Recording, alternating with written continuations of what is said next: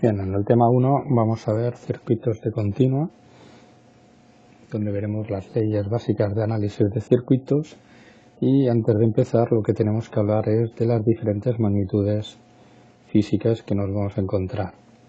En concreto, las dos magnitudes físicas, en principio, de las que vamos a hablar son el voltaje, también llamado tensión o diferencia de potencial, y por otro lado vamos a hablar de la corriente. En el caso de esta última, el concepto es bastante más sencillo de entender, pero si vamos a buscar definiciones sobre voltaje y tensión, podemos encontrar definiciones de la física bastante complicadas de entender. Por ejemplo, tenemos básicamente una definición como esta, en la que nos dice que cuantifica la diferencia potencial entre dos puntos y que es el trabajo por unidad de carga ejercido por el que sobre una partícula. Bien, lo interesante de la definición es que nos habla de trabajo. En nuestro caso, ¿vale? Vamos a relacionarlo con la energía. Es decir, cuando nosotros tenemos una fuente de alimentación donde tenemos 10 voltios o tenemos una de 100 voltios, rápidamente entendemos que la de 100 voltios es capaz de aportarnos más energía que la de 10. ¿Vale? ¿Cómo podemos entender el concepto este de potencial o diferencia potencial? Básicamente, aquí aparece el concepto de diferencia, que quiere decir entre dos puntos, ¿vale? Siempre tenemos que hablar de dos puntos, ¿vale? Pero vamos a buscar, por ejemplo, una analogía, ¿vale? Con un sistema mecánico. Un sistema mecánico, la energía potencial de mantener una masa suspendida en el aire, pues sabemos que es mg por h, ¿vale? Porque en el momento que la soltamos, esa energía se puede convertir en energía cinética. Bien, en este caso, aquí decíamos que teníamos energía potencial. Fijémonos de que además es una energía almacenada, es decir, y que potencialmente se puede llegar a convertir en otra energía, ¿vale? De ahí destacar estos detalles. Bien, ¿qué tenemos nosotros cuando nos encontramos con una batería o una fuente de alimentación? Bien, en este caso es interesante recordar qué era lo que ocurría interiormente dentro de la batería. Es decir, si recordamos la pila de Volta, ¿vale? Lo que se produce básicamente que es una separación de cargas, ¿vale? En un medio donde sabemos que las cargas positivas y negativas lo que quieren es volverse a unir, ¿vale? Para volver a convertirse en un medio equilibrado. Pero las forzamos a estar separadas. Bien, lo que tenemos es una diferencia potencial, es decir, tenemos unas cargas que históricamente se escogían las positivas como referencia, ¿vale? Que lo que quieren es ir a encontrarse, ¿vale? Con las negativas. Fijémonos que el hecho de moverse, implica básicamente un consumo de energía, ¿vale? De ahí que nosotros digamos que tenemos una energía potencial, porque sabemos que las cargas, ¿vale? Lo que van a hacer es precisamente eso, moverse, ¿vale? Muy bien. Fijaros que también en la definición que habíamos obtenido, aparece el concepto de carga, ¿vale? Bien, en el caso de la batería, hasta que no se conecta, en este caso, como vemos, la batería, en el momento que tiene un camino, al que llamamos circuito, ¿vale? Permite que las cargas positivas circulen a través de él, ¿vale? Convierten en este caso en energía lumínica, ¿vale? Y se reencuentran con sus cargas negativas, ¿vale? Hasta que la batería lo que hace es, al llegar al equilibrio, se va descargando. ¿Por qué? Porque cada vez quedan menos cargas positivas sueltas y libres.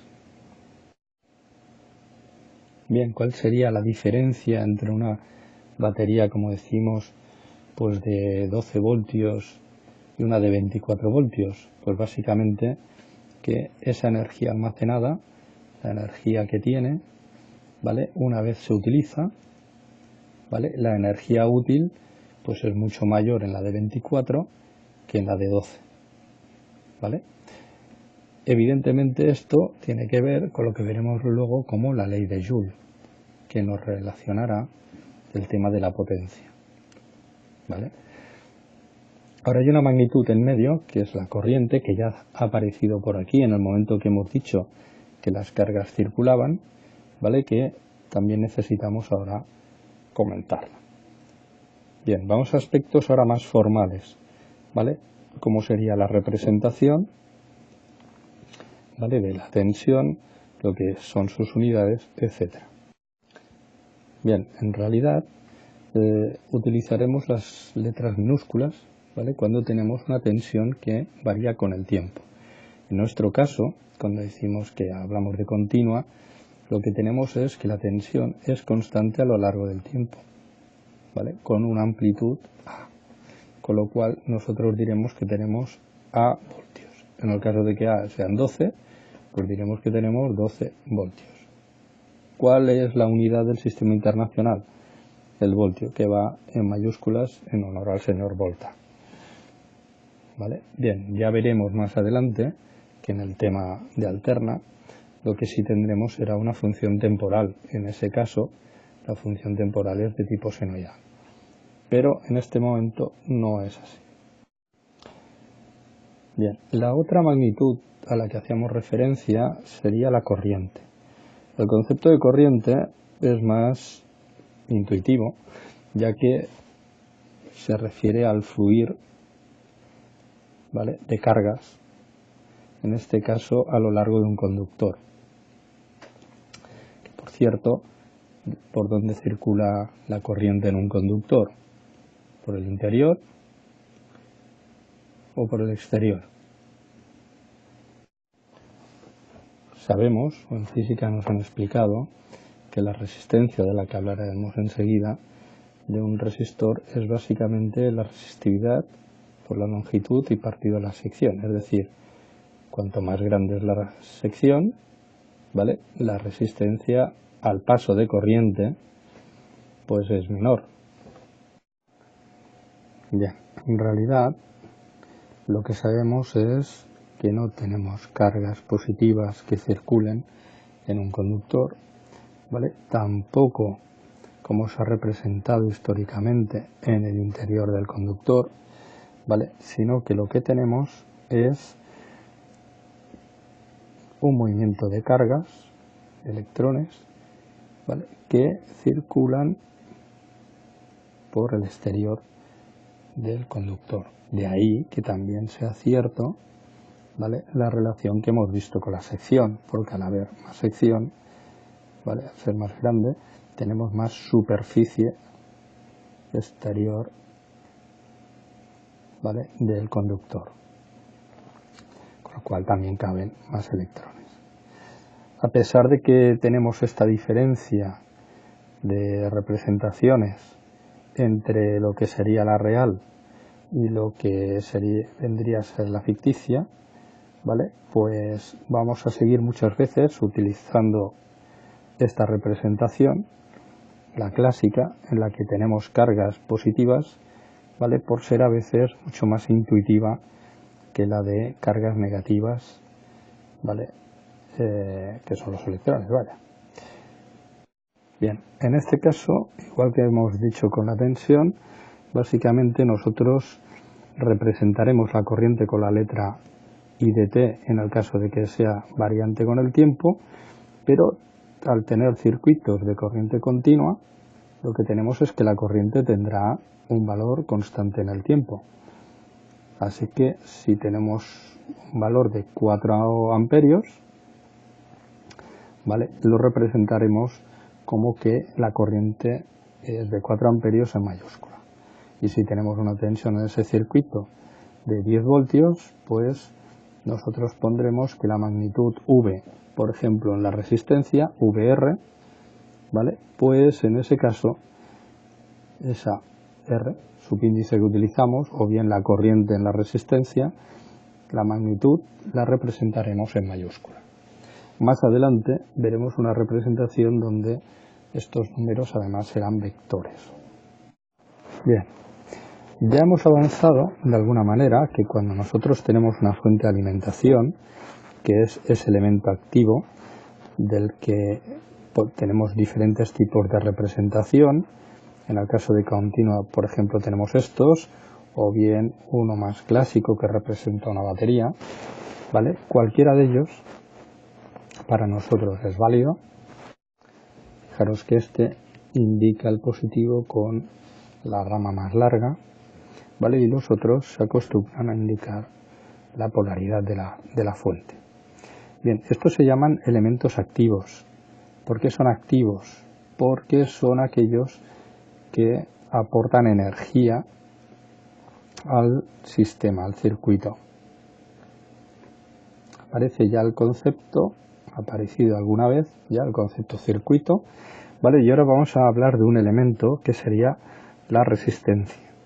Que hemos hablado de la resistencia de un conductor, que es el concepto ese físico que tienen los conductores. Ahora bien, ¿qué es una resistencia? Es un dispositivo o elemento, ¿vale? Que nos encontramos en los diferentes circuitos eléctricos, ¿vale? Que su nombre se deriva de la resistencia que opone al paso de corriente, ¿vale? Bien, lo representamos con la letra mayúscula R y las unidades es el ohmio, ¿vale? El ohm.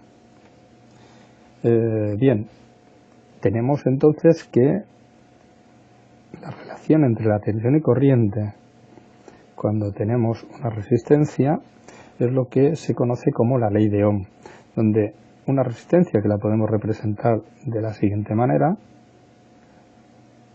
cuando circula una corriente a través de ella, hay una diferencia potencial entre la entrada y la salida de la misma, que lo podemos entender de una manera muy sencilla. Podemos interpretar que cuando tenemos una resistencia, las corrientes que circulaban por el conductor se encuentran que el camino ahora se hace más dificultoso. ¿Qué ocurre? Que si nosotros tenemos por aquí un fluido a una cierta velocidad, al estrecharlo, lo lógico es que por rozamientos nos encontraríamos aquí, ¿vale? Pues energía en forma de calor que se desprende y que hace que la energía que yo tengo aquí en el punto 1 y la energía del punto 2 ya no sean la misma. La energía en el punto 1 es inicialmente mayor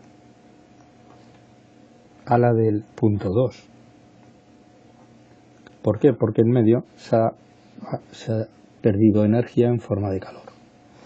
Bien, eso es lo que para nosotros decimos que hay una diferencia de potencial. Potencialmente hay más energía a la entrada de la resistencia que a la salida, con lo cual tenemos una caída de potencial de valor V.